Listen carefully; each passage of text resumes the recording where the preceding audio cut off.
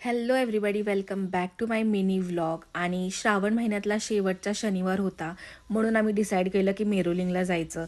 खूप दिवस झाले इच्छा होती मेरुलिंगला जायची, पण योगच येत नव्हता. शेवटी आज तो योग आलाय आणि आम्ही महादेवाच्या दर्शनाला गेलोय. आणि महादेवाचं मंदिर जे आहे ते पूर्ण मस्जिदीसारखं त्याचं स्ट्रक्चर आहे. आणि हे मिनी महाबळेश्वर, हे मला असं वाटायचं की हे माझ्याच गावात असतंय, फक्त महाबळेश्वर माझ्याच इथे.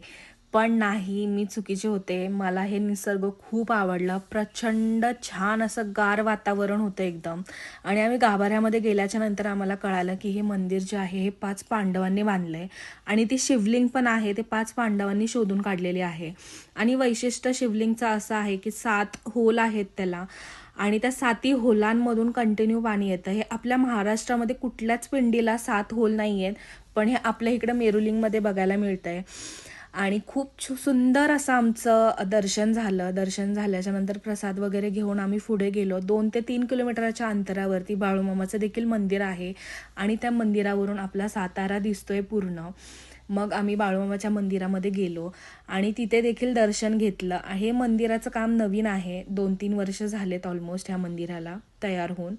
आणि बाळूमामाच्या मूर्तीकडे बघून असं वाटते की ते आपल्याकडेच बघतायत प्रॉपर.